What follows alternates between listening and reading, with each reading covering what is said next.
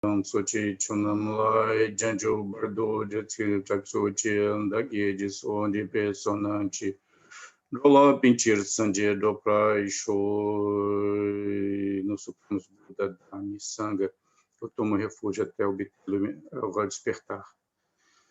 Pela prática da generosidade dos demais paramitas, posso eu libertar todos os seres nos Supremos Buda Dami Sanga. Eu tomo refúgio até o despertar. Através das práticas da generosidade das demais paramitas, posso também conduzir todos os seres ao completo despertar. Ok, vamos ver o que eu faço aqui. Okay.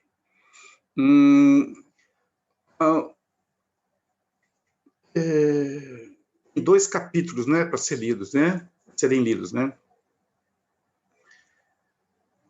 Aqui. Assim, como eu sou geminiano, eu tenho um problema de falar muito, né? E, às vezes, 2 capítulos parece que é muita coisa. Falar sobre o capítulo só, meio capítulo seria bom, mas vamos ver se a gente consegue condensar tudo e segurar um pouco a fala. Mas essa parte do texto do livro, né?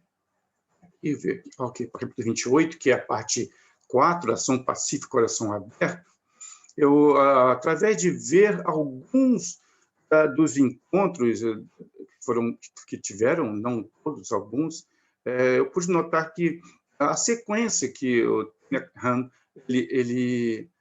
cada um pronuncia de uma forma, né? Eu já escutei uma vietnamita pronunciando o nome dele, só que é impronunciável para a gente. Segue quase que um mesmo padrão em roteiro de um Lambrin, de um caminho gradual que a gente tem na Escola Cádio, que é o livro básico, que é um Lambrin Cádio, escrito por um monge da nossa linhagem, condensou, que organizou toda a linhagem Cádio, que eles também escreveu um Otardin, que é o ornamento da pessoa de liberação, que é um texto muito, só que bem mais estendido, como se fosse um texto mais didático, pedrático, né? Desses mesmos tópicos, desse mesmo modo de fazer. Então, aqui vamos. O texto começa capítulo 28, as 6 perfeições. Um dos cânticos recitados pelos monges e monjas durante o serviço da manhã, a seguinte expressão: abrindo a porta da ação. Isso se refere a entrar na dimensão da ação durante a prática das 6 perfeições, ou paramitas. As 6 perfeições são denominadas de porta da ação, porque sua prática constitui a base do caminho do Bodhisattva. Não somente Sada para Paributta e Avalokiteshvara, Samantabhadra e outros grandes bodhisattvas que encontramos nas páginas do Sutra do Lótus, mas também você, eu e cada um de nós pode ser um discípulo e um amigo do Buda e servir como bodhisattva para ajudar a trazer a paz, a alegria e estabilidade ao mundo. O termo sânscrito, paramita, comumente é traduzido em inglês como perfeição, mas no budismo chinês ele sempre é representado por um ideograma que se traduz literalmente como atravessando a alta margem. Aqui eu queria marcar um ponto que em tibetano também, para o Tudimpa, tem a mesma ideia. Tá? Timpa quer dizer foi, né, que é o chegou, e parou quer dizer como atravessar, ir para algum lugar. Assim o diagrama chinês e o termo tibetano Timpa, paramita, tem o mesmo significado. As 6 perfeições são meios muito concretos para que cruzemos o oceano do sofrimento para a margem da liberdade, frente ao apego, raiva, inveja e ilusão. Cultivando e aperfeiçoando esses 6 modos de ser, podemos alcançar a outra margem muito rapidamente. Pode levar apenas uns poucos segundos para atravessarmos o rio do sofrimento e chegarmos à margem do bem-estar. Podemos imaginar que levará muitos anos de prática para nos libertarmos das aflições, mas, se sabemos como cultivar e manifestar essas 6 qualidades, podemos atravessar exatamente aqui e agora. A primeira perfeição, a primeira porta da ação é dana, doação e generosidade. A segunda porta da ação é shila, preceitos, treinamento da mente e as regras de comportamento ético. A terceira porta é kshanti, a inclusividade toda abarcante ou acolhimento. A quarta porta da ação é virya, inteligência, energia, estabilidade na prática. A quinta é dhyana, meditação, a prática de parar, acalmar e olhar profundamente. E a sexta é prajna, ou prajna, né? A sabedoria e compreensão. Já vimos essas qualidades manifestadas no Bodhisattva do Sutra do Lótus. O Bodhisattva, jamais depreciativo, Purna, exemplificam a perfeição do acolhimento. Manjusri é um exemplo da completa realização da grande sabedoria. O Bodhisattva, armazém da terra, que prometeu não descansar, a que todos os seres vivos estejam liberados do sofrimento, dos infernos do sofrimento, é um exemplo da perfeição da diligência. Todos os grandes Bodhisattvas manifestam as qualidades das 6 perfeições de várias formas. Cada uma dessas 6 perfeições da ação, as 6 portas da ação, existe em interdependência com as demais. Em cada uma dessas 6 qualidades, você pode ver as outras 5. Essa é a abordagem que devemos ter sempre em mente quando estudamos e praticamos o budismo.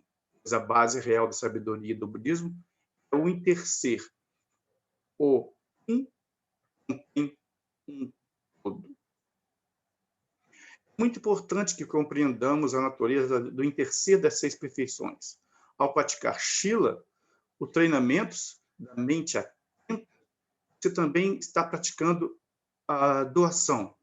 Quando sabe como viver plenamente atento, você está oferecendo algo muito significativo para o mundo. A prática do acolhimento também é uma prática de doação. Quando aceita pessoas plenamente, abraçando-as e cuidando delas, isso é uma grande dádiva. No intermédio da prática de abraçar, cuidar dos outros, você ajuda a criar mais paz e estabilidade em sua família e comunidade. As práticas da diligência e meditação também trazem muita alegria, estabilidade, transformação e cura, não somente para você, mas também para aqueles ao seu redor. E a prática de sadhana oferece o tipo de compreensão e sabedoria que pode ajudar todos nós a atravessarmos o rio do sofrimento para a margem da liberação. As 6 perfeições são como uma prática essencial do caminho do Bodhisattva, a fim de nos manifestarmos na dimensão da ação e servirmos mais efetivamente com os braços e as mãos dos Budas e Bodhisattvas no mundo. Praticamos, cultivar e aperfeiçoar essas 6 qualidades dentro de nós, no momento em que vemos a presença de todas as perfeições em cada paramita. Começaremos a realizar e a viver plenamente a verdadeira prática. E aí, se vocês me permitem, vou meio para comentar aqui esse capítulo, eu vou me recorrer, tá, ao texto do Gampo, e a parte do 11º capítulo da obra dele, que fala sobre Prajaparamita e como é um livro a gente chama Shedra, né? De universidade, de estudo, dentro da parte do budismo, das escolas monásticas, das universidades monásticas, eles são bem definidos. Então, eles têm um modo de falar sobre, eles chamam as 6 paramitas, né, de o treinamento da bodhicitta de ação, porque anterior a isso tem o treinamento da bodhicitta que foi falado um pouco pelo professor Joaquim na semana passada, o treinamento da bodhicitta da aspiração, né? O treinamento da bodhicitta de ação, como Gampopa expõe, ele diz que existem 3 tipos de treinamento para a bodhicitta da ação. Primeiro, que é o treinamento da moralidade superior, o treinamento do pensamento superior e o treinamento na sabedoria discriminativa superior, como ele classifica. E aí ele diz que generosidade, ética moral e paciência são os treinamentos em moralidade superior. A concentração meditativa, o treinamento do pensamento superior. Sabedoria discriminativa, ou sabedoria, é o treinamento da sabedoria superior. E perseverança serve de apoio a esses 3 aspectos das 6 paramitas. Talvez os termos diferem um pouco do que é usado na tradução do livro do Thich Nhat Hanh, ou como ele traduziu pelos termos que são usados dentro do meio, alguns tradutores, né, ocidentais do budismo tibetano, mas vamos estar sempre falando do mesmo aspecto, das mesmas coisas, apenas com termos um pouco diferentes. Sim, e essas 6 paramitas, um dos textos que diz que ela tem um número definido, que são 6 paramitas. É claro que você pode ter também visto o sentido de que as explicações sobre como é que fala? Tendendo de 6 para 10 paramitas, né?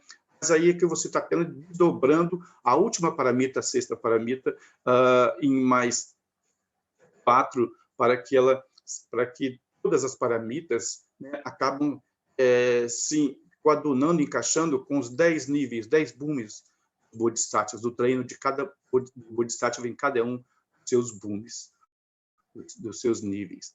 E o número de 6 paramitas são explicados de acordo com um estado superior temporário e um bem definitivo, sendo 3 para o estado superior temporário e 3 para o bem definitivo. Aí eles dizem que esse mestre, esse grande monge da nossa tradição, diz que as 3 paramitas para o estado superior temporário são a generosidade, que gera prosperidade, a ética moral, que é para o corpo, e a paciência, que é para as pessoas ao nosso redor.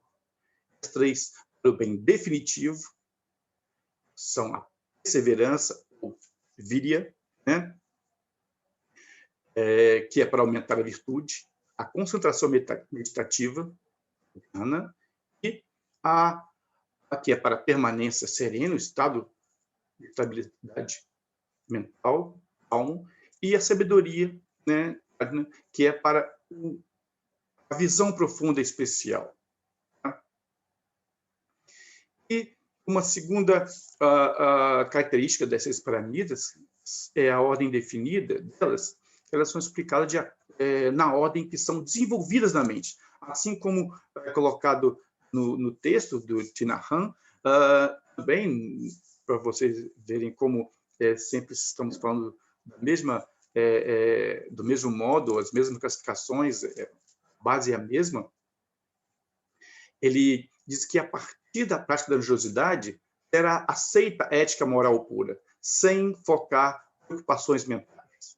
E quando se possui a ética moral, vai surgir a paciência. E quando se tem a paciência, será feito esforço com a perseverança, com viria. Quando se faz esforço com a perseverança, a concentração meditativa surge.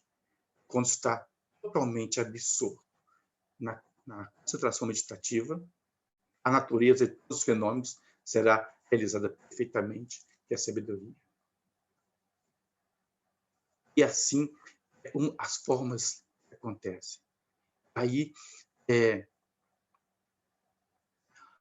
uma das características, né, ou como você classificar como característica das 6 paramitas, é que a perfeição de cada uma das 6 paramitas dos bodhisattvas, generosidade e assim por diante, ela é categorizada nesse nosso estudo, no modo de abordarmos, né, em 4 características, que elas enfraquecem os seus opostos, tudo que é o contrário dela, elas produzem a sabedoria primordial do pensamento não conceitual, elas satisfazem tudo que é desejado, elas amadurecem os seres das 3 formas. Aqui, 3 formas aqui se refere aos seres do caminho do Shravaka, do Pratyeka Buda e dos Bodhisattvas.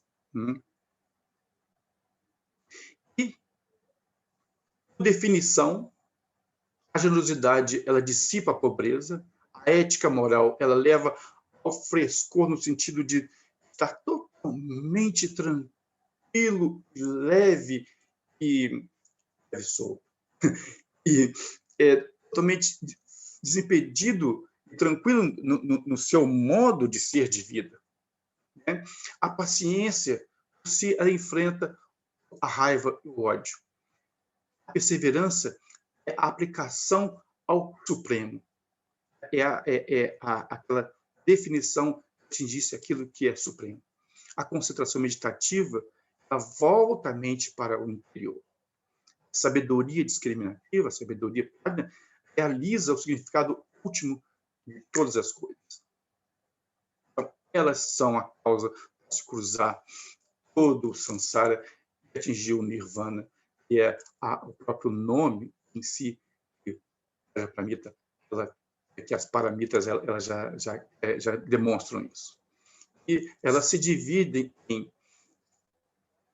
generosidade, aí você pode estender, nesse sentido, estender cada um dos paramitas em relação, como disse, ele usou a palavra interser, ou essa intercambiabilidade, ou essa interdependência entre todas as paramitas, se entrelace, né?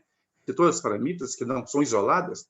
Então, essa divisão é feita como generosidade da generosidade,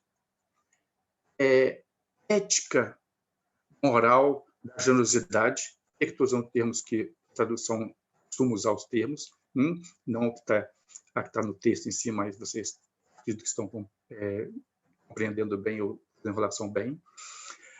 Ciência da generosidade, perseverança da generosidade, concentração meditativa da generosidade, sabedoria discriminativa da generosidade, e assim por diante. Cada uma das 6 tem 6 divisões, que acabam totalizando 36 ao todo, nesse modo de interser dessa trama, né? Totalmente trama em que há uma paramita totalmente conectada, entremeada com o outro. E assim, ela vai conduzindo uma a outra. Então, é como se fosse realmente uma trama de quem conhece balaios de roça, né? Onde você faz aquelas tramas todos juntos. E elas se agrupam, elas são agrupadas das 2 acumulações. Acumulação de mérito e acumulação de sabedoria, que são os 2 meios para se purificar os 2 obscurecimentos que nos impedem de realizar a completa budeidade.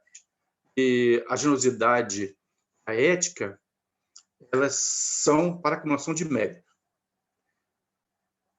A sabedoria discriminativa é a acumulação, é a acumulação da perfeita sabedoria. Ciência, perseverança e concentração meditativa, né, que é Shanti, Virya e Ghana, né, estão incluídas em ambas as acumulações, 2. Assim, e comumente, dentro da minha tradição, né, da rádio, e talvez algumas também, porque isso veio da Índia, esse modo de ser classificado, é como se classifica, trabalha e se vê as 6 paramitas de uma forma bem simples, bem concisa. Claro que isso vai se desenvolvendo muito mais. E agora, continuando no capítulo 29, que é a primeira, lidamos com a primeira paramita, a generosidade, dana, né? Tibetano o nome é Jimpa, não Jimpa que eu falei, mas Jimpa, né? É uma prática essencial do Bodhisattva. No capítulo 20, sobre o Bodhisattva Avalokiteshvara, a porta universal, aprendemos sobre os 4 meios hábeis de um Bodhisattva. O primeiro desses consiste na prática de fazer oferendas. Há 3 tipos de oferenda. A primeira consiste em doar bens materiais. A segunda consiste em oferecer o Dharma, a prática de nos libertar do sofrimento. A terceira e suprema oferenda do Bodhisattva consiste na dádiva do destemor. Temos que compreender a doação sobre essa luz. Dentro do texto que nós aprendemos na nossa lição, através de Gampopa, é um pouco diferente essa classificação, apesar que há outros textos tibetanos de outra tradição tibetana, os comentários, faz também essa mesma classificação, colocar como a primeira sendo a oferecer, doar coisas, bens materiais, depois a segunda é o Dharma e a terceira é a proteção. Enquanto que na tradição de Gampopa, ele faz uma pequena diferença apenas na ordem. Ele coloca a primeira como sendo doar bens materiais, a segunda como proteção, tá? A doação de proteção, e a terceira em si, assim, de oferecer o Dharma, de doar o Dharma. É um pouco diferente, mas são as mesmas. A perfeição dana, a paramita da doação, não tem nada a ver com a riqueza material. Ela tem a ver com generosidade e abertura, a nossa capacidade de abraçar os outros com nosso amor e compaixão. Com esse espírito de forma totalmente natural, devemos dar tudo o que pudermos com o propósito de ajudar aos outros.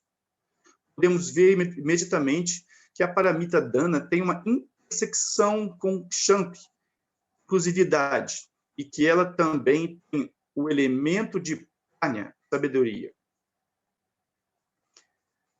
Pois é através de nossa compreensão acerca do interser, generosidade, compaixão submerge. Quando verdadeiramente vemos a nós mesmos como sendo os outros como sendo nós mesmos, naturalmente queremos fazer tudo o que estivermos ao nosso alcance para assegurar felicidade e bem-estar. Pois sabemos que se trata exatamente do nosso próprio bem-estar e felicidade. Há um tipo de vegetal no Vietnã denominado re, pertencente à família das cebolas, que se parece com uma xalota. É muito bom na sopa. Se vocês conhecem, vocês me mostram depois uma foto, que eu não tenho a mínima ideia que seja isso. Quanto mais você corta as plantas em sua base, mais elas crescem. Se não cortá-las, elas não crescem tanto, mas se você as cortar frequentemente, bem na base do talo, elas crescem mais e mais. Isso também é verdade na prática de dana. Se você doa e continua a doar, você se torna mais e mais rico em termos de felicidade e bem-estar. Isso pode parecer estranho, mas é sempre verdade. Quanto mais doar coisas que você valoriza, não apenas coisas materiais, mas também doar seu tempo e energia, maior será seu estoque de riquezas. Não é possível.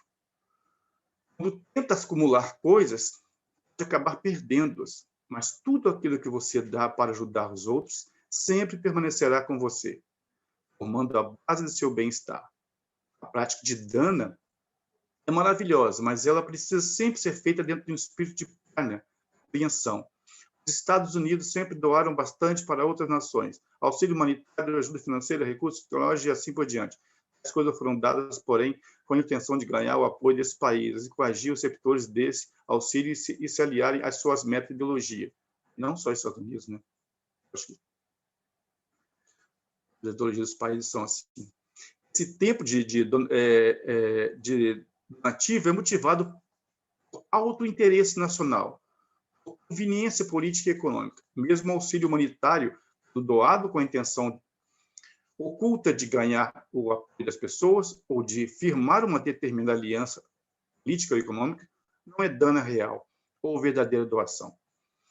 A prática de dana verdadeira não contém estratégias de negócio ou barganha por trás. Na verdadeira doação, não há discriminação entre doador e recebedor.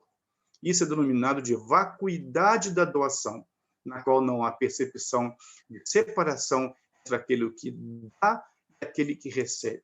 Essa é a prática de dana, doação, com o espírito de piedade, tendo a compreensão do interser. Você frequentemente ajuda, não puramente quanto respira. Você não se vê como doador, a outra pessoa como a receptora de sua generosidade, que agora ela se tornou devedora sua, devendo ficar agradecida. Responder às suas demandas assim por diante. Você não doa para fazer da outra pessoa uma aliada. Quando vê aquela pessoa necessitando de ajuda, você oferece, compartilha o que possui, sem restrições e sem pensar em retribuição. Há uma história sobre um homem muito rico que deu 100 mil peças de ouro ao templo. O abade tinha solicitado apoio financeiro da comunidade para construir uma nova sala de meditação. E esse rico proprietário de terras prontificou-se a fazer uma grande doação. O abade estava servindo chá a vários convidados, entre eles o rico doador, e pôs o ouro sobre a mesa em uma bandeja. O abade não prestou muita atenção ao ouro. Ao invés disso, deu uma palestra informal sobre o Dharma ao grupo, sobre como praticar os treinamentos da mente atenta, e assim por diante. Não deu atenção ao do ouro, porque acreditava que, enquanto era bom para as pessoas contribuírem, a sua tarefa era ajudá-las a compreender e colocar o Dharma em prática. Na verdade, a oferta fora aceita somente como suporte à meta maior de promover o Dharma. O rico doador ficou impaciente, ele queria que o abade comentasse sobre o ouro e agradecesse a ele na presença dos outros. Então ele interrompeu o abade e perguntou: abade, o senhor comprou isso? Há 100 mil peças de ouro aqui. O abade respondeu gentilmente: eu sei. Continuou sua palestra sobre o Dharma. Um pouco depois, o homem o interrompeu novamente: mas, reverendo abade, o senhor não acha que 100 mil peças de ouro é bastante? O abade olhou para ele e disse: você quer que eu agradeça a você? Acho que você devia me agradecer, ter lhe dado a oportunidade de fazer uma doação e obter mérito. Ajudar a criar uma sala de meditação, uma oferenda para todos e para a continuação do Dharma, o que propiciou a oportunidade para o homem rico fazer uma contribuição e obter o mérito de haver ajudado a desenvolver o Dharma. Ele, porém, doou o dinheiro esperando ser publicamente reconhecido como um grande doador. Esperava receber reconhecimento e elogio do seu ato. Ainda que tenha doado uma grande quantidade de dinheiro, ele não o ofereceu no verdadeiro espírito de dano. Minha mão direita faz um monte de coisas. Ela faz caligrafia e escreve poema. Praticamente todos os meus poemas foram escritos com a minha mão direita. Eu não tenho uma máquina de escrever. Só houve uma vez que escrevi um poema numa máquina de escrever. Quando a inspiração veio, não tinha uma caneta à mão. Assim, apenas coloquei um envelope na máquina de escrever e, naquele momento, minha mão esquerda participou. Os demais poemas foram escritos só com a minha mão direita. Mas ela jamais disse para a minha mão esquerda: você não serve para coisa alguma. Você não faz caligrafia, não escreve poemas. Eu faço todo o trabalho que você nunca faz. O corpo jamais discrimina dessa maneira. Não pense que isso acontece porque nosso corpo não possui qualquer inteligência inerente. Quando tentei pendurar um quadro na parede, segurei o prego com a minha mão esquerda, o martelo com a minha mão direita. Mas, em vez de bater no prego, bati em um dedo da mão esquerda. Isso acontece ocasionalmente, especialmente quando você está no alto de uma escada. Imediatamente a mão direita larga o martelo e se move para segurar a mão esquerda, muito naturalmente. Os pés começam a se mover, procurando o curativo. Tudo trabalha junto, suavemente. Mais tarde, a mão direita não diz: e mão esquerda, lembra-se de quanto eu ajudei você? Na próxima vez que eu precisar de algo, você precisa comparecer e me ajudar. Nossos corpos, sua sabedoria inata, não funciona assim. A sabedoria não discriminativa está presente em nós como uma realidade corpórea viva. Temos que aprender como treinar nossas mentes a verem dessa maneira. Nós formamos a realidade. Existimos intercedendo com toda a vida. Quando compreendemos esta verdade fundamental, nossa ação de doar será feita no espírito da não discriminação. O mérito, o benefício espiritual a ser obtido da prática aperfeiçoada de doar não pode ser calculado. A prática de dana traz muita felicidade quando sabemos como fazê-la no espírito do interser. Você está dando livre, fica feliz e continua a dar. Muitos de nós já sabemos como praticar dessa maneira. Não temos que dar 100 mil peças ou mesmo uma única peça de ouro. Em vez disso, podemos oferecer um sorriso, um olhar amoroso e compassivo. Podemos doar a dádiva de nossa presença calma e concentrada para ajudar alguém que está com medo ou ansioso. Podemos fazer uma oferenda de nosso tempo e energia para trabalhar com os sem-tetos, com aqueles que cumprem pena, com viciados em várias substâncias. Ou trabalhar ajudando o meio ambiente. Temos muitas dádivas a oferecer. Somos muito mais ricos do que podemos imaginar. Podemos ajudar a assegurar a felicidade de muitas pessoas, mesmo que não tenhamos um único centavo em nosso bolso. A prática da perfeição dana é também um antídoto efetivo para a raiva. O Buda ensinou: se estiver com raiva de alguém, tente dar um presente a essa pessoa. A prática é preparar um presente com antecedência e mantê-lo pronto. Não espere até que esteja zangado com alguém para preparar alguma coisa. Pois, com raiva e hostilidade sua mente, você não vai querer dar nada para o objeto de sua raiva. Não precisa ser um presente material. Você pode oferecer um poema, um trecho de ensinamento, uma canção, uma peça musical, uma fotografia de um lugar bonito. Então, quando você ficar zangado com alguém, lembre-se do conselho do Buda. Assim que a ideia de dar algo para as pessoas surgir em sua mente, o sofrimento diminuirá. Usualmente, quando estamos com raiva, queremos só punir. Mas agora praticamos o oposto e pensamos apenas em dar algo para outra pessoa. Graças a essa prática, nossa raiva começa a ceder imediatamente. Temos de aprender como praticar a doação dessa forma no nível de nossas sociedades e nações. O que uma nação pode oferecer à outra é vista como seu inimigo. Uma nação poderia dizer: queremos oferecer a oportunidade de vivermos em paz e com autodeterminação. Queremos que seu povo tenha um lugar seguro para viver, prosperar e desfrutar de segurança e bem-estar. Não estamos motivados pelo desejo de doar, mesmo que não tenhamos oferecido nada ainda, apenas a intenção de oferecer a nossa ajuda e compreensão, a nossa disposição de escutar e dialogar, já começa a diminuir o nosso próprio sofrimento e dos outros. Praticar a perfeição dana provoca o desaparecimento de nossa raiva e ódio. Nós atravessamos para outra margem num instante. As comunidades e nações praticam dessa forma, eles prosperam e se tornam merecedoras de admiração, respeito e aceitação de outras comunidades e nações. Se pudéssemos aprender a praticar dessa maneira nossas transações com outras nações, não teríamos mais que guarnecer a entrada de nossas embaixadas, não teríamos mais medo de ataques com bombas terroristas, não mais nos tornaríamos isolados e consumidos pelo medo. Felicidade nunca é possível quando há muito medo, suspeita em nossa consciência.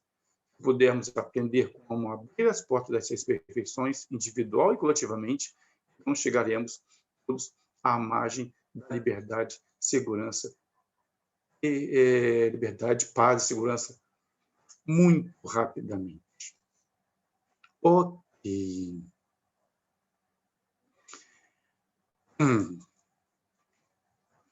O texto que nós usamos na nossa lição também, quando fala sobre, que é o mesmo texto da generosidade, vai discorrer dessa mesma forma. Só que é algo meio que acadêmico, didático, para ser estudado. Onde classifica tudo isso que o Thich Nhat Hanh colocou dessa forma tão, digamos, experiencial. Né? Acredito porque é vindo do Vietnã, passado e vivido todo o momento, né, daquele país, como nós percebemos, nem que seja por leituras, documentários, até a guerra do Vietnã e depois ainda como passou o país, como que foi o país, como foram as coisas no Vietnã. Então, o que ele faz é trazer toda a ideia, as classificações, as perspectivas de como trabalhar, por exemplo, a definição de generosidade. E para a gente, que nos textos clássicos, diz que é a prática de oferecer tudo sem apegos. Tá? E, da mesma forma, ele já disse que a classificação que tem são as 3 classificações: oferecer posses, proteção e oferecer o Dharma. Né? E assim, ele vai classificando de uma forma tão natural, tão assim, como fala, experiencial, vivida mesmo, né? Trazendo para uma realidade dele. Acredito que isso é algo que nós devemos sempre ver o Dharma do Buda, algo muito precioso, supremo no Dharma do Buda, de podermos aplicar o Dharma do Buda, os ensinamentos, de acordo com a experiência de cada um. Não podemos viver e trabalhar, né? No caso, vamos falar de ativar os ensinamentos do Dharma do Buda, na experiência, no modo de vida, independente se a pessoa é oriental, se a pessoa é ocidental, se é um país rico, pobre, se ela vive no país que tem liberdade, se ela vive no país que não tem liberdade, em quais circunstâncias ela vive. O Dharma do Buda, como sendo o Dharma que liberta toda a confusão, de todo sofrimento, ele é aplicável em qualquer situação, em qualquer instância em que o ser humano está. Porque uma característica do Dharma do Buda, o que o Buda viu, é que, independente de época, que época nós nascemos no século XIX, XX, XXI, no século X, 2.500 anos, 2.600 anos antes da era atual, a mente que nos torna, a mente que nos torna humano, dentro do reino dos humanos, que nos torna o ser humano, a base dela é a mesma. Porque nós percebemos a nós e o ambiente de uma certa perspectiva.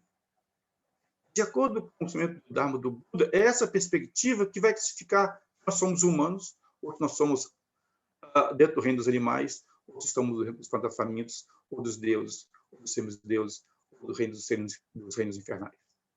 O que vai classificar ser humano ou não, isso nem depende de aparência, ou um dos meus ambas, do Rinpoche, num dos seus ensinamentos, ele diz que humanos nós, dessa forma que nós conhecemos, né, esse hominídeo que tinha 2 braços, mas que ser humano é uma mente humana, não depende de uma modelagem do físico como está. Ele assim, pode haver que há seres humanos habitando em outros planetas que podem ser tão chatos, chatados, como fosse um tapete, pode ter quantos braços, quantas cabeças. Não é uma classificação biológica que nos classifica como os humanos, mas sim essa nossa capacidade, nossa perspectiva de como nós vivenciamos a nós mesmos dentro das nossas próprias kleshas, né? As nossas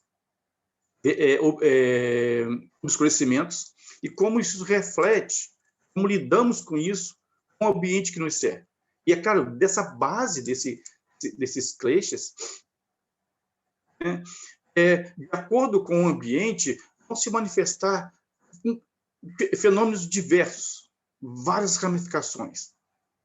Mas o ensinamento do Buda é baseado, ou ele é dado, é manifestado, como costumamos falar, que o Buda não ensinou, mas apenas manifestou o seu despertar, tinha acontecido, ele não ensinou nada, ele estava só manifestando isso de uma certa linguagem, como todos sabemos, vários níveis de linguagem, né? Às vezes classificamos como o primeiro giro da roda do Dharma, segundo giro da roda do Dharma e terceiro giro da roda do Dharma. Ele manifestou isso de uma forma de relação, de comunicação, esse despertar. E o caminho que leva caminho, o treino daquele que objetiva a realização do despertar completo, da bodhicitta absoluta, são as 6 paramitas. E tem um motivo para começar com a primeira ser dana, generosidade, para que possamos ter uma capacidade de total entrega dentro da nossa perspectiva como seres humanos, porque o que nos impulsiona, nos faz vir a ser, continuar a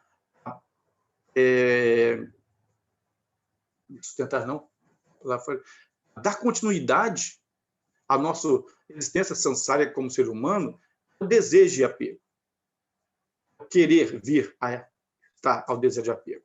Então, automaticamente, quanto mais se apega, se segura, menos se doa. Então, a primeira forma de podermos ter um pouco mais de liberdade das nossas condições de apego e desejo como seres humanos é fazer repetitivamente o oposto a isso. É trabalhando a nossa generosidade. E aí tem esses 3 tipos de generosidade: doar bens materiais, a proteção e medo. No budismo tibetano, não sei se nas tradições também outras fazem das práticas de salvarem vidas como modo de proteção de seres, como salvar seres que vão ser mortos, pegá-los e soltá-los e dar mais tempo de como se doar algum tipo de proteção, um tempo de vida para eles. Uma das coisas que eu tenho no livro dele é muito importante, como que é realmente a generosidade perfeita, tá? Não apenas só dana, generosidade, mas a paramita, dana paramita. Né? Uma coisa é dana, é doar, a outra coisa é paramita. Quer dizer, como traduzido, perfeição, ou que já chegou ao outro lado. O que chegou ao outro lado? Já atravessou que essa dana, paramita, a nossa aspiração é realizarmos dana paramita. Enquanto isso, nós fazemos dana. Mas para chegar a realizar dana paramita, quer dizer, a generosidade que nos faz atravessar de um lado ao outro, a chegar a outra margem, e ter alcançado outra margem, essa dana, como ele diz, deveria... Porque no budismo tibetano a gente chama de... não só de budismo tibetano, não, mas sempre da minha escola, eu não conheço como todos os textos das outras escolas, mas nós chamamos de generosidade livre das 3 esferas. A esfera daquele que apreende, a esfera do apreendido e dessa ação. Para que essa generosidade que façamos, seja ela qual for e quanto for, né, que ela possa não estar, como falei assim,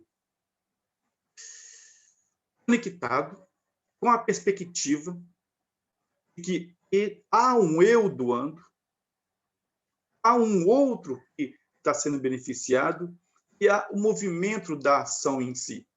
Que não há nenhum tipo de fixação ou pensa numa existência real do eu ou o outro que está recebendo e da doação em si, do objeto de material em si. Não tem hora nenhuma que essa ação aconteça com algum desses 3 aspectos. Então, essa seria a dana perfeita, dana para mim, esse objetivo. E isso, para vocês verem como o próprio Nahan colocou no texto antes, essa conexão, né, de uma paramita com outras paramitas. Né? Dana com sabedoria. Mas antes de chegar a isso, a gente vai ter que passar por todas as outras. Né? A ética de generosidade, a paciência, a generosidade. Então, como ele diz, a paciência, que é o antídoto contra a raiva, ele colocou muito bem aí, que é como você pode trabalhar essa relação, esse interser entre as duas, entre dana entre a ciência, né?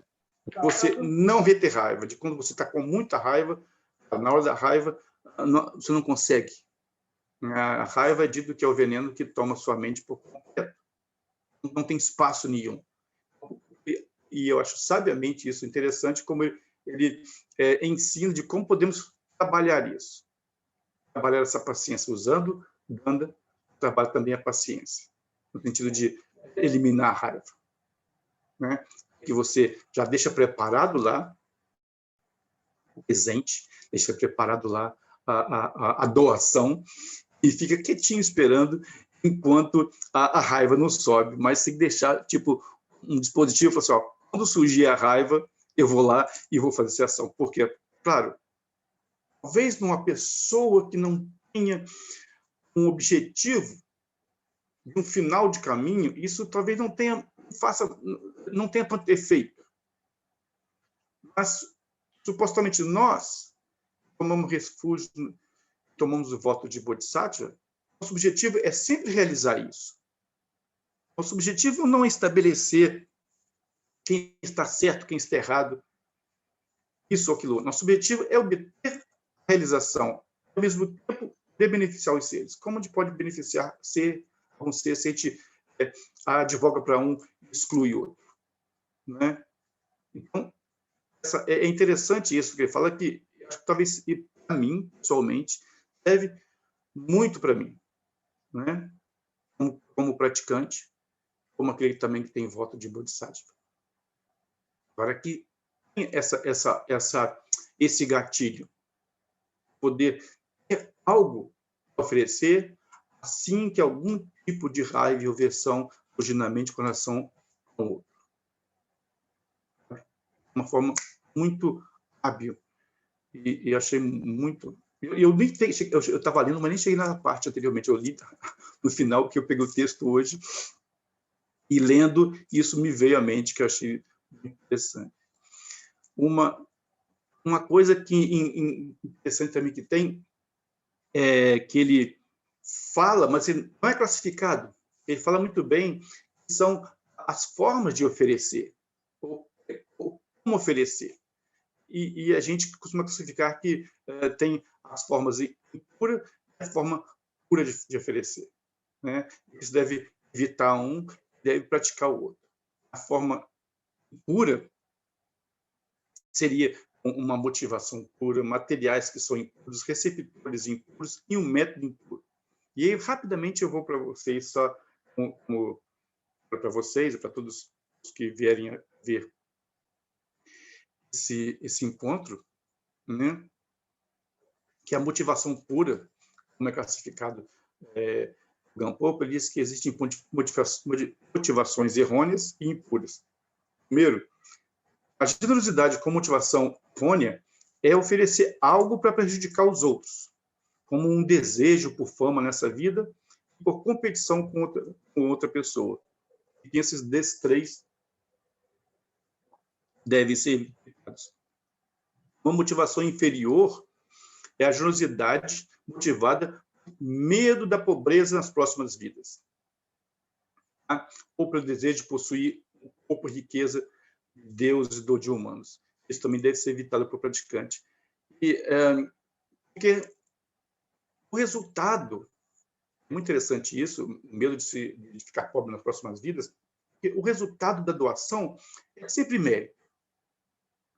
Se eu sou pobre nessa vida, eu já sei por que foi. Foi por não ser generoso em vida passada. Se eu não tenho recursos hoje, né, foi por não ser generoso em vidas passadas. Então, a gente pode pensar, ok, vou fazer um investimento para as próximas vidas, aí eu posso passar o inverno, né? Eu posso ir para a Europa agora, para a Grécia, para a Itália, que lá está verão, e eu vou ter recursos para isso, né? Ou fazer as viagens que eu quero. Nessa vida, é muito difícil, não estou tendo condições. E a gente pensa, vou fazer isso.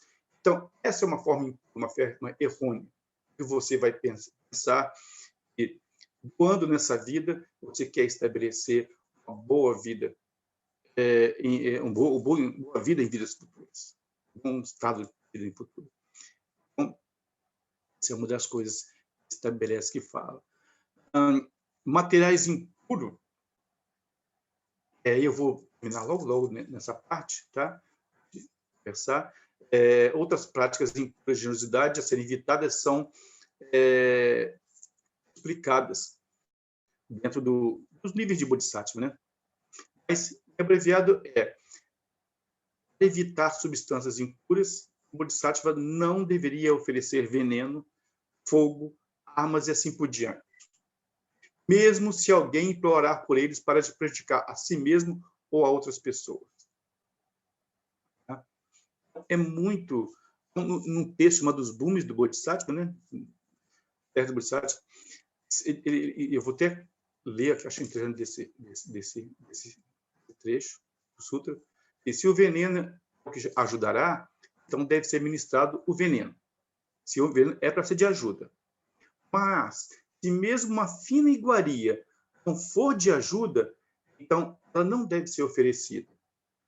Assim como quando alguém é mordido por uma cobra, cortar o dedo pode ser benéfico.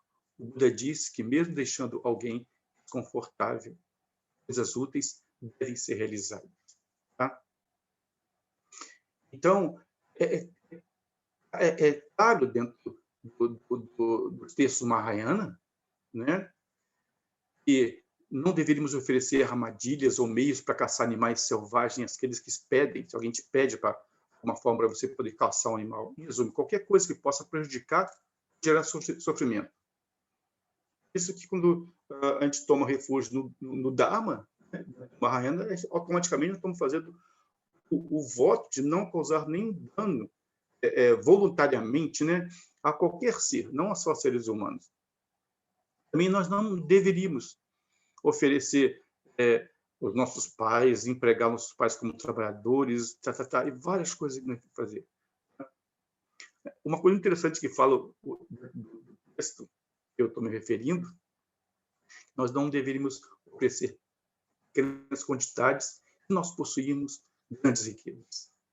E não também deveríamos acumular riqueza para oferecer. Então, essa modo de ver é uma forma de como pode ir equilibrando e não tendo ações erradas, inclusive com a paramita da generosidade. Onde pensa de uma forma muito simplória, que veremos apenas pelo ato de ser generoso, apenas pelo ato de dar, aquilo é algo que é próprio. E aí teremos que cultivar sabedoria discriminativa para sabermos como dar, o que dá, o que não dá. E só para fechar, eu me lembro que nos idos de 89, se não me engano, começo de 90, Alex Berzin, que foi monge, tradutor do Dalai Lama, tem vários livros, ele veio no Rio de Janeiro, foi no Rio de Janeiro uma vez, dar uma palestra lá na PUC. Eu estava lá ouvindo, estava falando, ele falando sobre budismo, e foi aquele ano que eu comecei no budismo tibetano. Eu geralmente comecei no budismo. Eu tinha, em 84, frequentado algumas vezes o Rompa Roguandi em Brasília, né? Quem estava lá era o professor Dr. Murilo Nunes de Azevedo, em que eu fiquei assim, conheci, porque eu antes já tinha lido o livro dele, um livro chamado O Olho do Furacão, não esqueço até hoje, capa preta. Eu lia avidamente, eu estava com 18 anos, para 19 anos, de 84, acho que é isso mesmo. E aí, foi muito assim especial. A primeira vez que eu entrei no templo budista, entrei no templo japonês na minha vida, porque eu vim do interior, não tinha nada. Eu cheguei lá em Brasília e conheci o Rompa Roguandi de Brasília, com o professor Murilo Nunes. Tinha também um tal de Mário Dobol, não sei se eu falar, que também dava aula lá, e dava aula de Abhidharma, principalmente. E passado tempo depois, em 89, que realmente eu comecei a prática do Dharma mesmo. E nessa época, o Alex Besing estava lá falando na PUC, ele falando sobre o caminho do Bodhisattva. Aí alguém levantou na plateia, na hora das perguntas. Eu lembro que essa pessoa levantou, até com um livro do Frei Leonardo Boff, uma coisa assim, daquela teologia da libertação, não é isso? E trabalha muito com coisas, causas, comunidades, causas, tudo isso. E perguntou para o Alex Besing, ok, mas esses bodhisattvas tanto pensam em libertar os seres, ajudar os seres, tirar os seres do sofrimento, por que eles não ajudam as pessoas que estão na favela? Os pobres na favela, os pobres que estão passando fome, por que eles não ajudam, não tiram de lá de uma vez? A Alex respondeu que, primeiro, teria que ver se eles poderiam ser ajudados, se eles deveriam ser ajudados, e se eles queriam ser ajudados.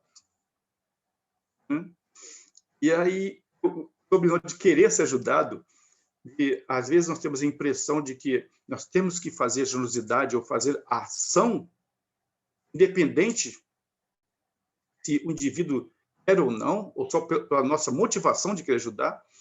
Aí eu lembro, vou falar uma piada aqui para vocês, que eu costumo falar, que a professora que foi na escola pediu para os alunos sair no outro dia, voltar, fazer uma boa ação, tá? Voltar e contar para no outro dia qual a boa ação que eles fizeram. E aí perguntou, o que eu fiz? Eu salvei um gatinho, eu fiz isso. Aí tinha 3 amigos que andavam sempre juntos. 3 bem terríveis. Aí o Joãozinho, o que você fez? Professor, eu ajudei uma velhinha a atravessar a rua. Aí o segundo, ok, e você? Eu ajudei ele a ajudar a velhinha a atravessar a rua. Ok, 2. E você, o que você fez, Zezinho? Eu ajudei os outros 2 a ajudar a velhinha a atravessar a rua. Mas precisava de 3 vocês para ajudar a velhinha a atravessar a rua? Senhor, mas eu não queria atravessar a rua. Quer dizer, eles tinham que fazer uma boa ação. Não só encontraram. Então juntaram para obrigar uma boa ação a atravessar a velhinha da rua. E assim levaram a velha através da rua. Então, em geral, acredito que o Narran, esse texto, está dizendo isso. Sabe? Nós não temos a ganância, deixa eu falar assim, quando está muito peso, abrimos mão disso. Quando for para doar, essa doação seja totalmente natural, espontânea, sem expectativa do que o outro vai fazer com a doação, do que o outro vai destinar. Quando chegar a esse ponto de doar, que isso seja feito assim. Isso é uma das premissas, né? Tipo, eu faço uma doação e depois eu fico controlando ou querendo saber o que a pessoa fez com aquilo que eu doei. Qual o destino que ela deu? Você está fazendo bom uso? Eu costumo pegar várias coisas que eu ganho, algumas vezes, e dou para outras pessoas, né? Às vezes tem alunos que vêm e me dão coisas e mandam para você e depois, o que você fez? Eu dei. Eu vi que eles ficam meio tristes. Mas você não deu presente para mim?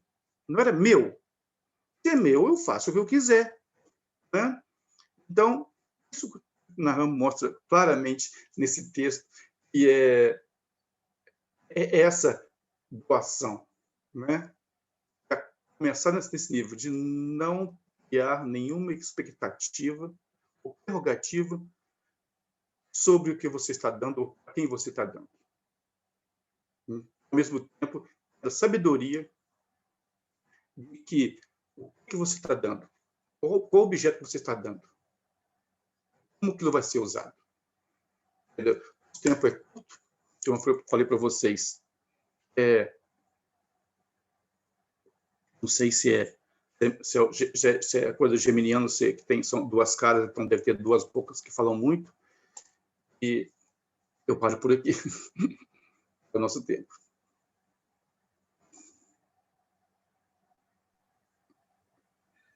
Lama, muito obrigado pela sua generosidade e doação do Dharma. É sempre muito bom ouvi-lo. E e poder compartilhar e participar do Dharma com você, né? Como meu querido e bom amigo e irmão do Dharma. Eu fico sempre muito emocionado quando eu ouço, porque é o Dharma fluindo naturalmente, né? Muito obrigado mesmo. Eu gostaria só de compartilhar com vocês, com relação a essa questão da doação, né? Por exemplo, nós, monges da nossa escola, da escola Sotô, né, os monásticos, quando nós recebemos uma doação, nós automaticamente nós temos uma resposta pronta. O Dharma, nós oferecemos um verso do Dharma para a pessoa que fez a doação, né? E o verso, a tradução em português do verso é o seguinte: méritos infinitos na paramita da doação. Dar e receber assim se completam. A doação, o que é dado e quem recebe não existem por si sós. São todos iguais. Maravilhoso. Então, era só isso que eu Depois gostaria de compartilhar. eu quero guardá-la para mim, comigo. Que é o que o Thich Nhat Hanh, provavelmente a base desse verso é a mesma, porque quando ele fala da vacuidade da doação, né? Sim, sim. A base é a mesma, porque nós, apesar de sermos escolas, a escola Sotô e a escola do Thich Nhat Hanh, o Thich Nhat Hanh é da Rinzai, né? Nós somos escolas diferentes, mas a base do Zen, no aspecto de vacuidade da doação, é a mesma, né? Que é a vacuidade de todos os seres, enfim.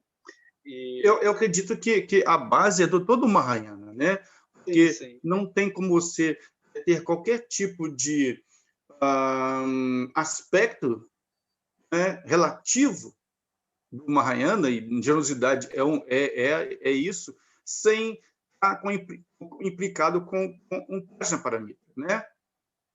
Que realmente é o cerne do segundo giro da Dharma, que é a sabedoria absoluta, e permeia todas as coisas.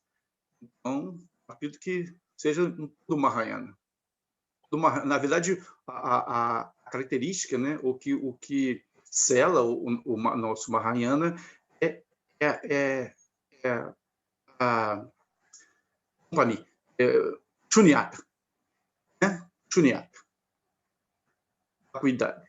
Sem a perspectiva, pelo menos, vacuidade, como nós podemos sustentar, ou podemos até progredir e caminhar no Mahayana?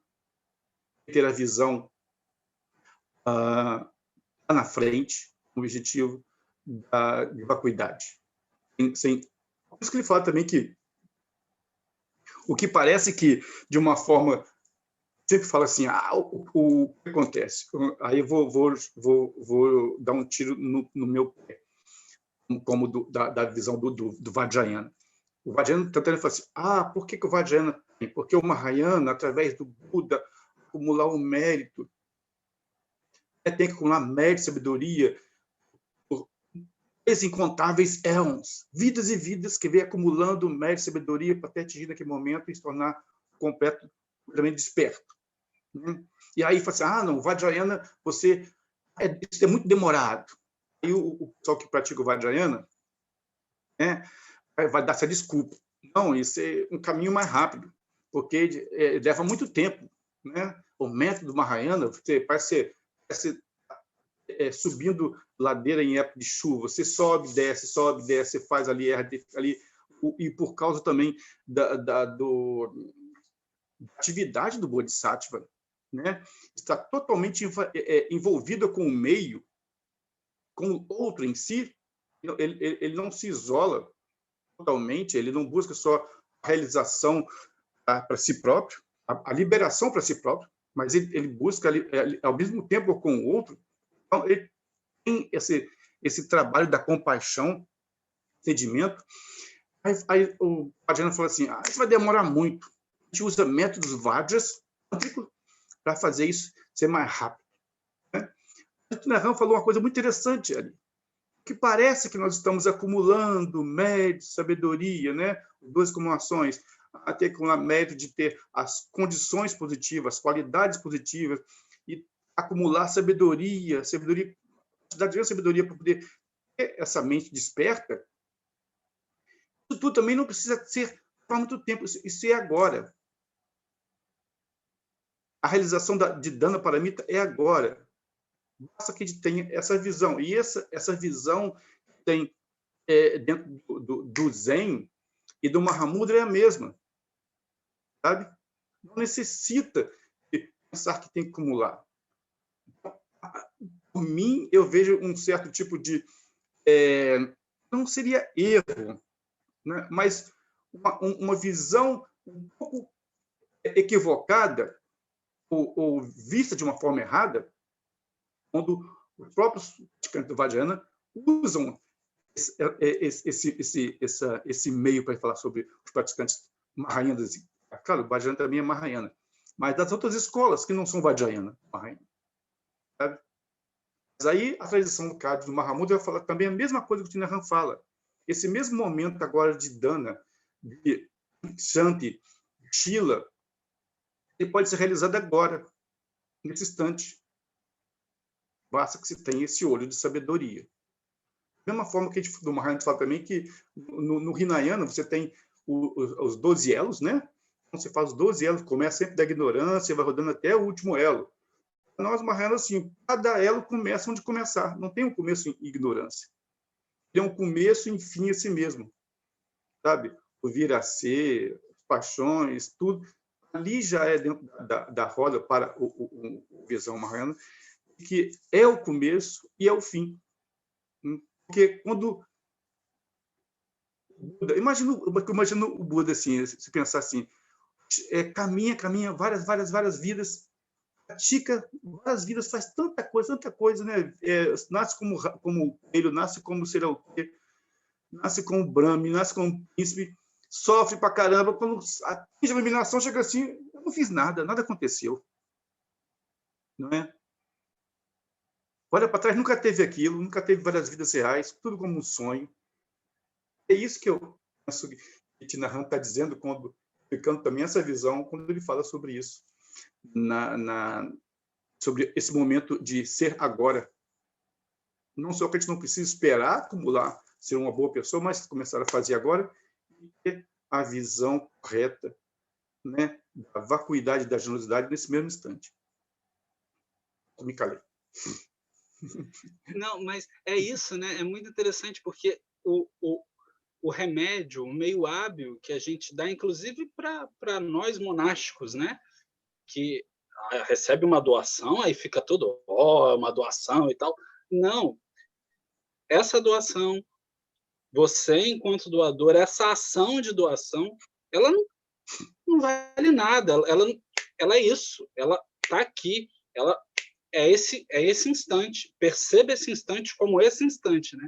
Então, quando você está oferecendo o Dharma supremo para aquela pessoa naquele instante.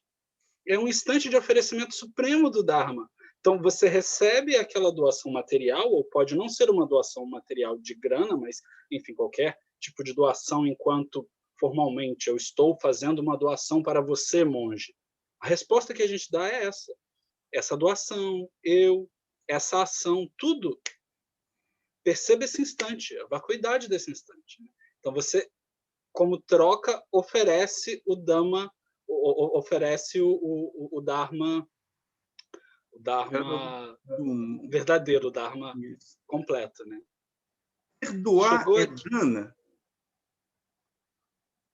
Olha, a não ser que você for um juiz, acredito eu, alguém que te roubou e queira devolver.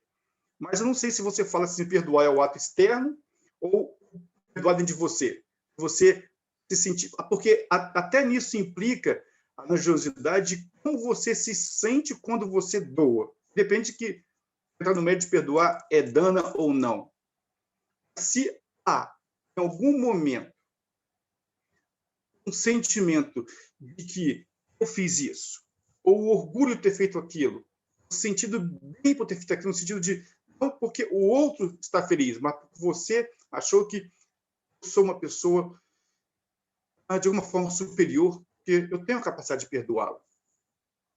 Eu acredito que perdoar, eu não acho muito... Para mim é muito estranho a ideia de perdoar. Tá? Olha que eu vi de uma família protestante, mas depois com o budismo, para mim, perdoar é uma coisa muito estranha. A pessoa pede para mim, me perdoa, pede perdão, eu não perdoo. Não existe esse perdoar no sentido de essa coisa de assinar, está liberado. Se for para outro pensar, fica até bem, fala, ok. O meu sobrinho me pede a bênção, né? Eu também falo, eu te abençoe, eu falo só a bênção para você. Mas, se você for pensar no perdoar, enquanto você foi atingido, incomodado e com raiva, mais uma prática de paciência. Porque se você foi atingido ou tem que perdoar alguém, é porque alguém te incomodou. Alguém causou algum dano em você. A gente disse que nos primeiros... do próprio texto do Gampopa, né? Dos outros textos que tem no professor Perfeito, são os caminhos graduais de prática do Mahayana, do tibetano, fala o seguinte, que há um antídoto contra a raiva, é a paciência, certo? E aí eles classificam que nós devíamos ter 3 tipos de paciência, treinar. Dividem em 3. Paciência com aquele que nos causa um dano, que nos ferem, paciência com o sofrimento em si, e paciência com o nosso sofrimento, e paciência com a falta de sabedoria nossa, não ter realização. Tá? Então, esse primeiro perdoar, acredito eu, caia nesse primeiro. Sabe? De alguém que causou algum dano. Se eu causou algum dano, alguma forma, para você chegar a perdoar, surgiu alguma raiva. Então, aí é mais usar a paciência, né? Lá dentro da mita da paciência, Shanti, né? Do que mesmo dentro de dana. Não está doando para a pessoa. Se você realmente não tivesse hora nenhuma se incomodado por qualquer feito do outro para você, você não teria que perdoar. Não estaria devendo nada.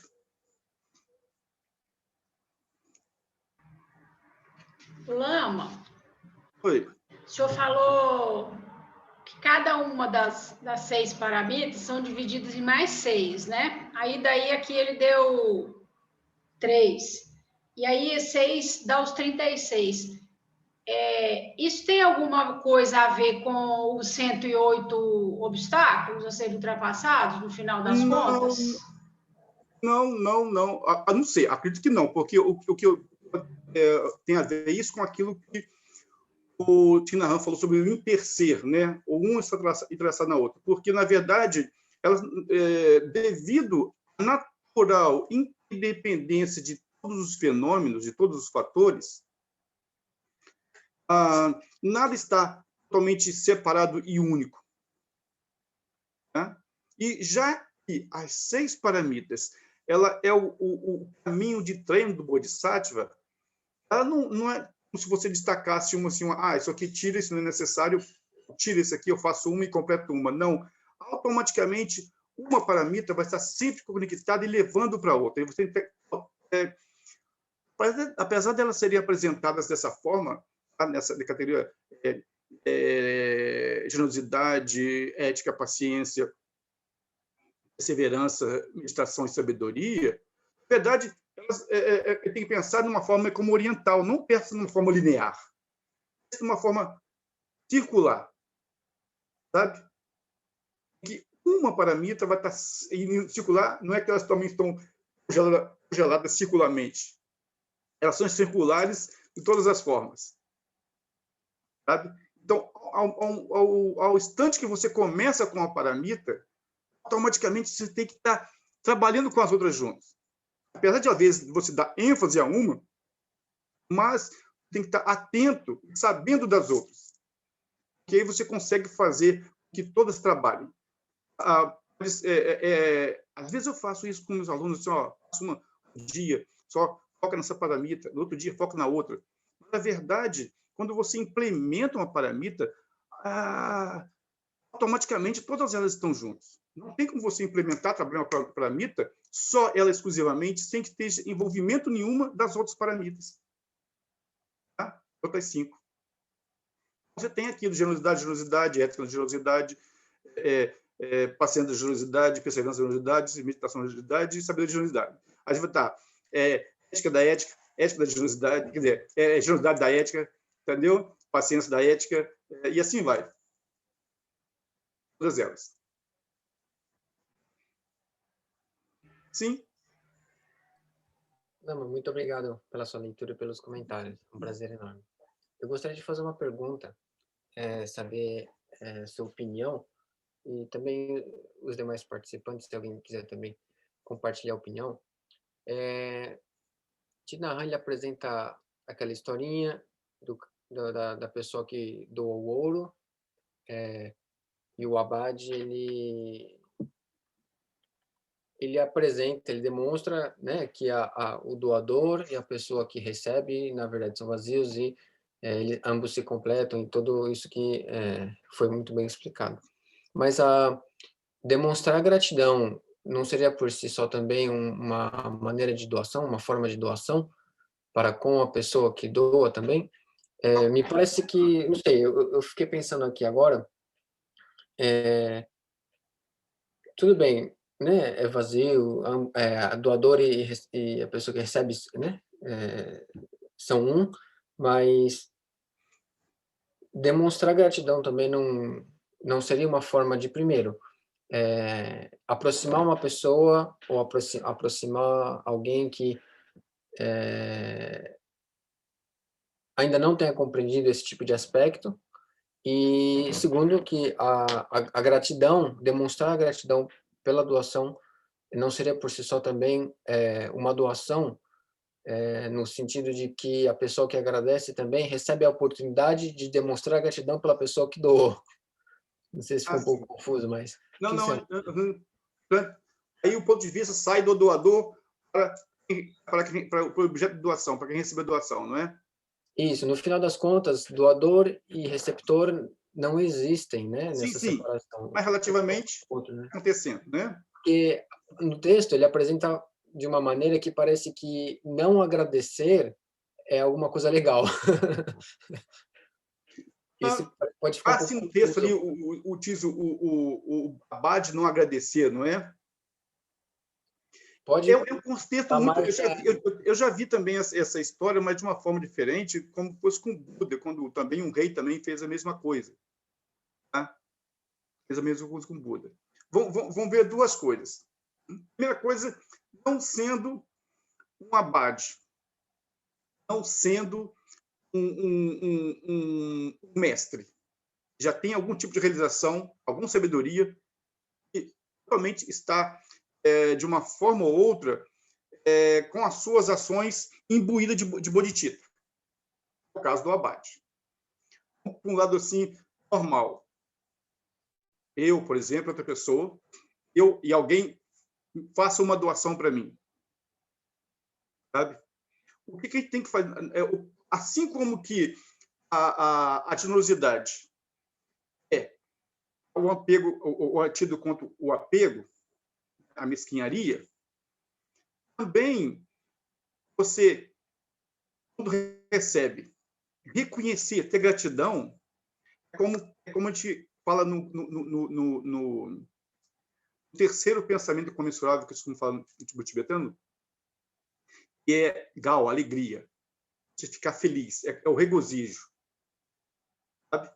É você poder se regozijar que o outro tem essa possibilidade, tem gerado aquele tipo de motivação para te doar.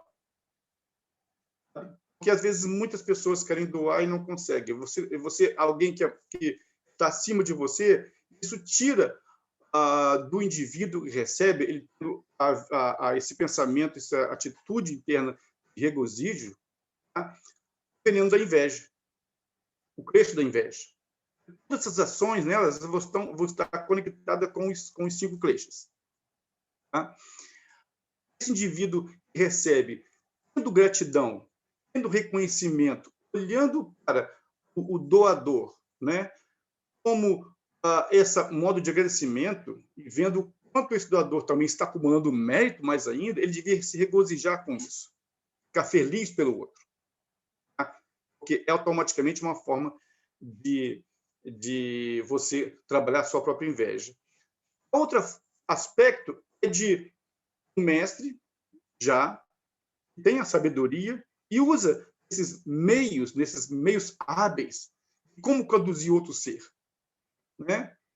Como conduzir outro ser.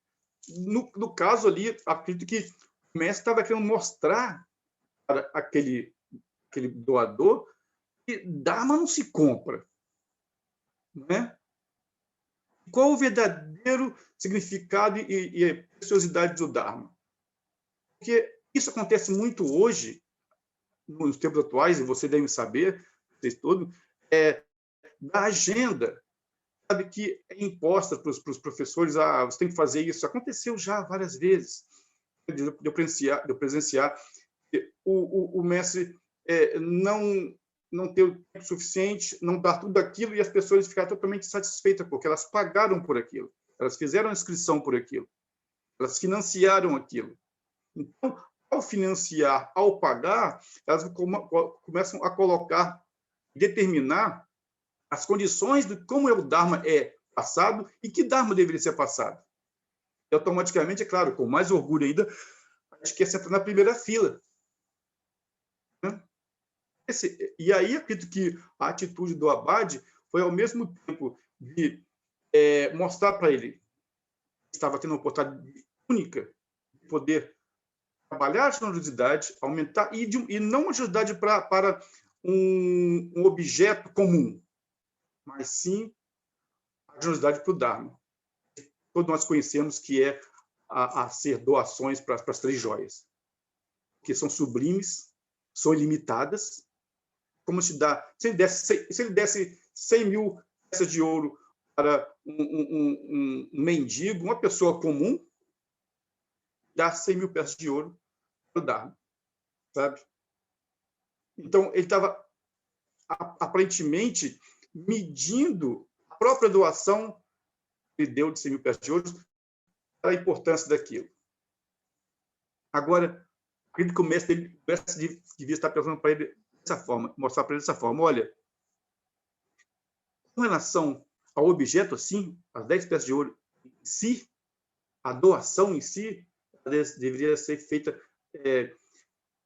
absolutamente falando, da mesma forma que fosse para um abade, como fosse para uma pessoa comum.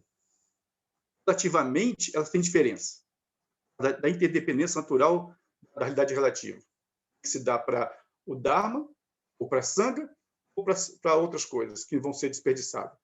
Mas a atitude do próprio doador deveria ser a mesma. A gente tem, eu estava dando esses dias um ensinamento de uma prática de oferenda, que faz, chama sur, oferenda queimada, que se queima um curso de fogo, que faz. Sabe? E o texto, dentro da explicação do comentário do texto, que quando se está dando, inclusive, a gente se visualiza como Avalokiteshvara, né? E nesse momento, quando você visualiza Avalokiteshvara, você doa, você olha tanto o Buda, Dharma e Sangha, como os demônios, como os seres sansaras, como os produtores, no mesmo nível, mesma essência. Sabe? Então, a doação, enquanto parte da perspectiva de vida, deveria ser com isso. Mas, relativamente, devido à perspectiva individual convocada de cada ser, a gente a gente doa certas coisas específicas para cada um, né? Eu acredito que o Abade, eu queria mostrar para o doador, era isso, uma forma, assim, como ele poderia agir, sabe? E como devia se posicionar mentalmente contra a doação. Eu acho que ele foi assim, o Abade, ele saiu derrubando vários, não vou falar matar isso não, como é que é? Ele derrubou várias coisas uma hora só, vários aspectos. Ele tocou em vários aspectos. E eu fico sempre de boca aberta com os mestres, sabe? Dharma. Às vezes a gente olha para algum certo tipo de ensinamento, de ato, de parábola, assim, e pensa que é uma coisa muito, um ensinamento muito claro, muito preciso, no sentido de que é uma coisa só que ele está falando, ele fala só de um aspecto. Mas se a gente meditar bastante, eles falam de aspectos, vários níveis de aspectos diferentes que pode encaixar em várias situações. Como eu falei no começo, o Dharma do Buda é puro, o Dharma do Buda é precioso, independente de onde nós estejamos, seja no Vietnã, seja aqui, seja no Japão, em qualquer lugar, ele serve sempre.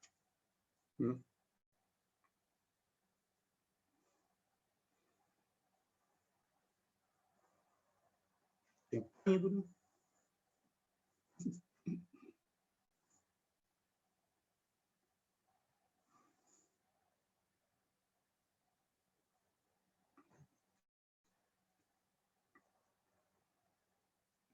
E eu gostaria de agradecer.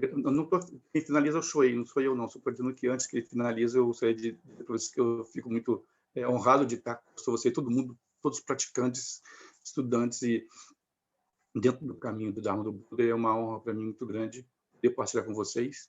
Tá? Estou acostumado a partilhar da minha própria bolha tibetana, né? E para mim é maravilhoso assim essa quebra de bolha de tradição. Acho que é isso que nós deveríamos estar sempre olhando, sabe? Tivemos experiências ruins pra caramba no passado, dentro do próprio Japão, de uma religião, uma linha com outra, dentro do Tibete mesmo, horrível. Sabe? Isso é uma coisa que não traz benefício ao Dharma do Buda, não traz benefício ao praticante, não traz benefício aos seres que a gente quer beneficiar.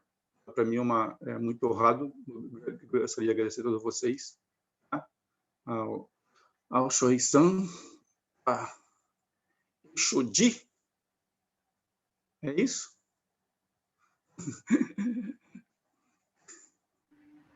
Então, o nome do mosteiro, a página do mosteiro, Lama. Que usa a página do mosteiro, eles emprestam para a gente. Obrigada, Lama. A gente que agradece. Senhor, né? Agradeço a todos vocês, tá, pela oportunidade.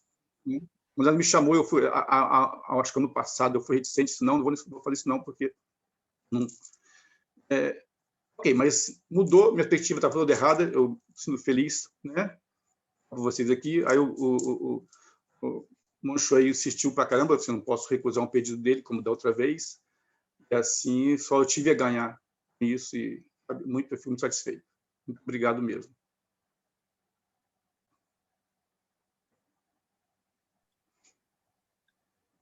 Eu gostaria, então, de agradecer assim, formalmente ao Lama Tarte, porque, enfim, por muitas coisas, mas principalmente por ser generoso com o Dharma. Né? É uma das pessoas mais generosas com o Dharma que eu conheço. Assim. É incrível, porque no convívio estrito que nós tivemos, né, enquanto eu morava no Rio, sempre que existia oportunidade, ele compartilhava o Dharma de uma forma muito suave e fluida, né? É uma coisa assim que eu olho assim e penso assim, quando eu virar gente grande, eu quero um dia ter essa habilidade, porque é um meio hábil, é uma habilidade que é difícil da gente encontrar, né? Claro que nós temos grandes professores no mundo inteiro e tal, mas é difícil você encontrar uma pessoa que entenda bem o Dharma e que tenha essa fluidez de explicar, de compartilhar o Dharma conosco. Né? Então, assim, méritos infinitos a você, querido Lama Tarte, querido amigo, porque é muito bonito ver o Dharma fluindo dessa forma. Né? E, enfim, eu não tenho palavras, é sempre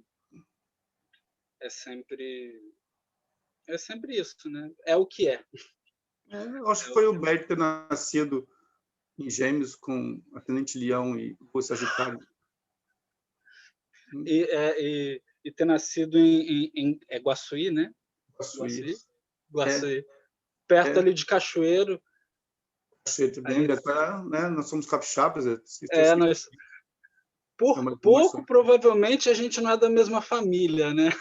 Sobrenome, nascimento é o mesmo, né? É. É estranho. Temos o mesmo sobrenome. Se a gente fuçar, é provável que seja ali alguma coisa. Meu pai andou. Ele morou em Cachoeira há muito tempo, ele morou, com certeza.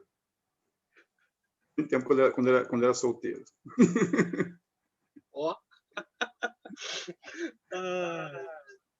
Mas, brincadeiras à parte, é sempre bom ter essa presença alegre e suave conosco no clube. É sempre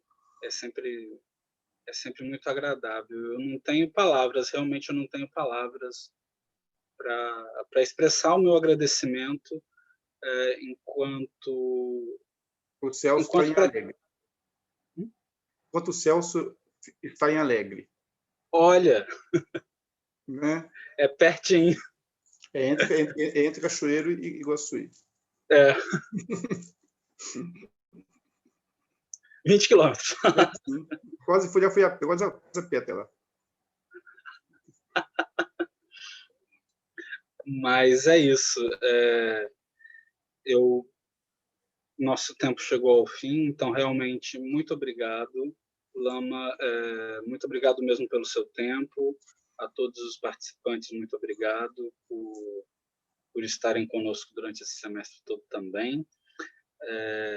E vamos oferecer os méritos. Lama, deixo a seu cargo o oferecimento de méritos. Ok. Vou fazer em tibetano, tudo bem? Pode fazer. Pode. A casa é sua, faça do jeito que você quiser. Ok. Basicamente, é dedicar toda a virtude que não possamos ter acumulado durante esse tempo através de ouvir, refletir, praticar o Dharma, seja benefício do nosso despertar, assim que possamos guiar outros seres a esse mesmo estado desperto. Sanam Deyitam Chezipanyam Toneni Pendranam Pajini Gananche Baladu Payet Sipet Solendro Aindro Aisho Bao Pao Dita Chimpadan Kundun Zampo Deyam Dejinte Dagunji de Sundalo Chingewa Dida Tanchera Punyo Gewa Deichi Wokun Sonan Yeshe Tsozoni Sonan Leshe Lejun Ae Dampai Kunito Praisho Anje Kunsuni Pedin Ladan Choni Minjun Din Pedin Ladan do Minche Dum Pedin Late Dita Não Há Molandro Praisho.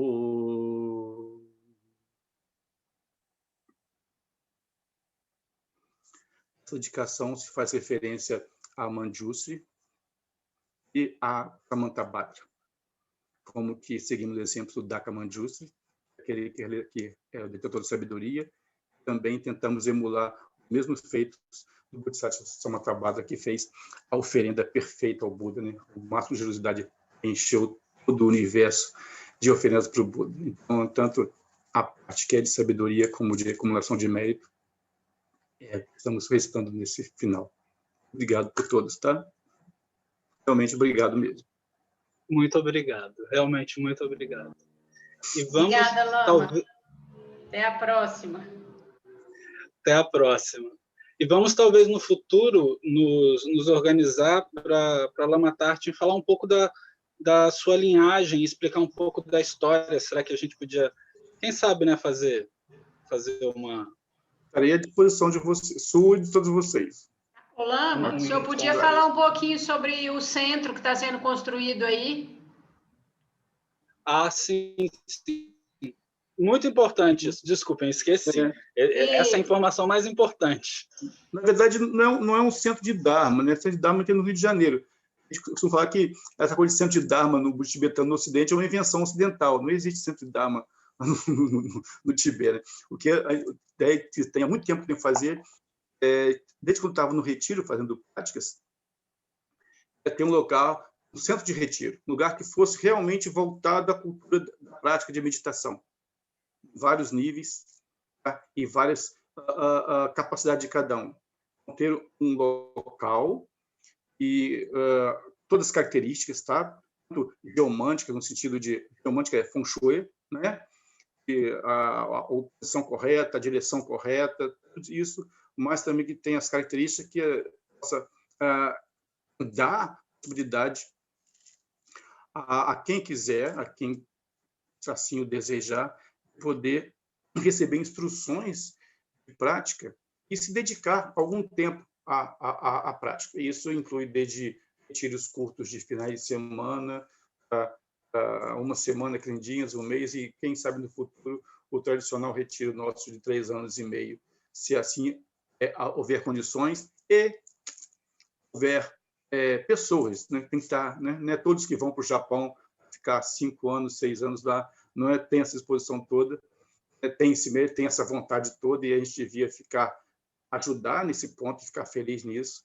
Então é isso que tem a intenção de construir o tema Yondrubden Something Lin tibetano. Cortando é só Something Lin. Lin quer dizer local, jardim, Something é jhana. Tá? E Karma é porque é da tradição do Karmapa, do mestre da Melinhagem Karmakadjo. Tá? Lama, me manda pelo WhatsApp aquele... Eu vi passando uma vez o folderzinho com as informações, quem quiser fazer doações para ajudar, que eu vou encaminhar para todo mundo. Sabe, no Brasil sabe que é difícil, né? Doação e tudo, a gente vem batalhando e tudo, mas aos poucos a gente vai conseguindo. Vai. Né? Aos poucos, né? Tudo é caro, tudo é difícil, mas conseguimos já o local, a terra, e agora a terra construir alguma coisa em cima dela. Né? Agora não tem mais jeito. Antes estava só na perspectiva, agora que tem, a possibilidade vai até chegar no final dessa vida. Todos. Tá? Muito obrigado. Achou. Boa noite, Muito gente. obrigado. Obrigada. Boa noite. Posso deixar? Boa noite. Boa noite. Boa noite. Mantenham o distanciamento social, mantenham as medidas sanitárias cabíveis, usem máscara, tomem vacina e fiquem bem aí no Brasil. Se cuidem e cuidem dos outros. Obrigada.